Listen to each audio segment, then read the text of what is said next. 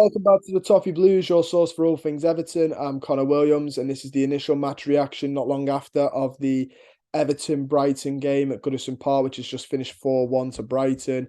Um, yeah, not good enough, guys. I don't know how to sum this up. I hate to come on here and be negative. And I try and look for the optimism, but watching the game, there was nothing to be optimistic about here. Brighton are a good team, and I said they were a good team leading up to it, but we made them look like prime Barcelona. They were just absolutely all over us for large parts. Towards the end, they were doing tricks and flicks outside our area, but they were passing it round the back, dangerous, like outside their 6 yard box without a care, and still managed to change that to a chance against our goal in a matter of minutes. We were just not at the races at all. Um, really poor. It was tough to watch. Fans had started going home within an hour, and I don't really blame them. I sat there, watched it, did some live tweeting for the Toffee Blues Twitter, which if you're not following, the link will be in the description. Go follow there. So did a live thing, and I tell you what, nothing is as tough as trying to tweet out the goals going in those 7 minutes. As on top of it, by the time I tweeted one out, I was getting replies going, "There's another one." Obviously, his stream was behind and stuff like that, but it was just so hard to keep up. That 7 minutes was just dreadful. Um, right hand side for us, such a weakness. Patterson had a really poor game. That Mitoma tore him apart. He failed to intercept that Casiedo's ball that went to Mitoma and he finished his chance. Casiedo as well, really great player. Bossed the midfield for Brighton. Made it look like he was playing against nobody. He just was unreal. And like I said, I think 7 minutes was it? The first one went in the 51st, the last one went in the 57th, so 6 minutes. That Evan Ferguson got his goal, a decent finish. He tore us apart. I was relieved to see him go off. He assisted Solly Marsh. Marsh's goal was frustrating. He had loads of time on the outside of our box. Nobody closed him down and he just curled it into the corner. That was a frustrating, but nowhere near as frustrating as Pascal Gross. Idrissa Gueye, poor back pass to Pickford with no power on it. Gross takes it away. Pickford's got to come out. He's got to come out. He can't stay rooted. And Gross chips the keeper.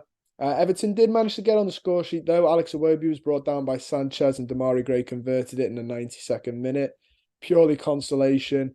I don't know what the stats say, guys, but looking at it with my own eyes, this was Brighton all over us. I have got some stats here. The XG, Brighton had 2.2 to our 1.31. We had 10 shots in total to their 19. They had four big chances. Possession-wise, it was pretty equal. We had 49%, they had 51. Possession's an overrated stat in football, I believe. It's not about possession, it's about the chances you create for me and the chances you manage to stop. Obviously possession helps a little bit, but it's a very overrated stat in my opinion. You can have 30% possession and have more shots than a team who keep it for 70. Speaking of shots, 5 of ours were off target, 4 were on target. And do you know what? Those stats are very generous because I watched the game fully, was tweeting, so it had my utmost attention because I had to for tweeting it. And I couldn't tell you what those 4 shots were on target. Could tell you a couple that were off target. Dominic Calvert-Lewin's towards the end being one. Really, other than the penalty, I'm struggling to see when we put one on target. It was really, really poor from us. I don't know what needs to change, but something needs to. Well, I've got a feeling I do know what needs to change. Was never sold on the manager, which I've said numerous times on the channel from the off. Didn't think he had enough about his CV to deserve this job, or not even deserve it, just be equipped for it because this job's horrible. And I'm yet to be convinced on why he should have got the job. And now I'm struggling to be convinced on why he should stay in it. We were just poor. We were poor. I don't know why he changed back to a 4. Maybe it's to do with Godfrey obviously not being available. Well, no, he was on the bench, but he picked up a cramp. I don't know if he wanted to not risk him. Onana being out, we did miss slightly, although we had the Corey on the bench that we could have used if you wanted someone a bit better. I don't know why we had Mina as well. I wouldn't have played Mina, though, don't get me wrong. But we had Godfrey. He needed to stick with that 5 at the back formation that he did against City. It wasn't pretty, but it was defensively good. We managed to limit their chances. And I know people are going to go, that was against City, but this is Brighton. We should be a bit better than this at home. We're not. We needed to really close up, get defensively organised, and take our chances. And that's not what we are at the minute. I don't know what this style of play is. It's just open. Our midfield has 3 players, and you wouldn't tell by looking at it because we're just so open in the midfield. And we're struggling to create. And if you're struggling to create, that's not great. But if you are, you need to make sure you're not conceding. And we are conceding at a free flow here. Brighton were just, like I said, they look like prime Barcelona.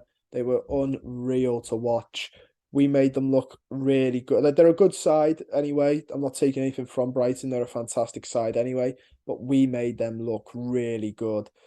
Far better than we should have. So yeah, I don't know what happens next moving forward with Everton, but whether we stick or switch, I think we're going to stick because there's rumours of all sorts of not being able to afford his payouts. Transfer window coming up. Apparently, we're going to back him for that. See if anything changes then. Although we look to be bargain basement bucket buying in that, so that's not going to go well. And I know people, by the way, disagree about the Lampard thing, and that's fine. Everyone's entitled to their opinion. I'm not going to say you guys are wrong. I have my opinion on it. I will say this though, people will go, give him a chance that, they're not his players, this and that. Some of them are, and some of the underperforming ones are. Dwight McNeil, underperforming. He'd signed off on that. Don't think he should be played on the right midfield. I think he should be played on the left though. And I think you get better results out of him on the left. So I don't know why we're playing him on the right. That's down to the manager for me. I think we'd see a lot better from McNeil on the left. Moipai, one of his, not sold on Moipai either. Dele Alli, one of his, and apparently, I know he's not on the pitch now, so before anyone says he didn't even play, knock it off. Apparently he might be coming back though because he's not really shining in Besiktas. That was one that was signed off by Frank Lampard, which he admitted because Uncle Harry Redknapp sort of gave him the recommendation for it. That's a poor reason to go out and get a player because your uncle, who no longer is fit enough to manage the game, is telling you who to sign. And don't get me wrong, this isn't I'm not saying because I didn't want him in the first place. I'm reveling. I'm not reveling. I wanted it to work. He seems like a nice enough chap. In terms of he says the right things.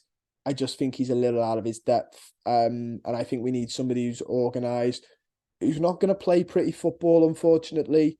But not all the time anyway, but we'll make sure that we are really tough to beat and break down. Whether that's somebody who's currently out of a job, somebody who might be out of a job, who knows? I'm pretty sure that's a discussion for next time. I will say this though, if we do stick, Southampton that's a must win. I'd say if he manages to survive this and we lose against Southampton, he has to go for me. They are one of the worst informed teams in the league, or out of form, should I say. And if we can't beat them, then we do belong down there with them. So yeah. Anyway, guys, I'm sorry it's been a bit of a nag. I'm sorry it's been an awful game. I didn't enjoy watching it, and I'm pretty sure you guys won't have enjoyed watching it. Really tough at the minute, isn't it? I'd like to say it's going to get better, but I think the hope that kills you is synonymous with Everton Football Club. Just got to hope that we have a decent January. He gets the backing, or whoever gets the backing that's needed, and let's just hope we can avoid the drop again. But I'll see you guys very soon for some more content. Don't forget to like the video, subscribe to the channel if you're not already. Comment down below your thoughts on the game. Let me know your thoughts, even if you disagree with me. I'm interested in hearing different people's opinions. And it's just nice to share. In a horrible way, it's just nice to share the devastation with people as well in a slightly weird and odd way. But yeah, let me know all that down below. I'll see you guys very, very soon.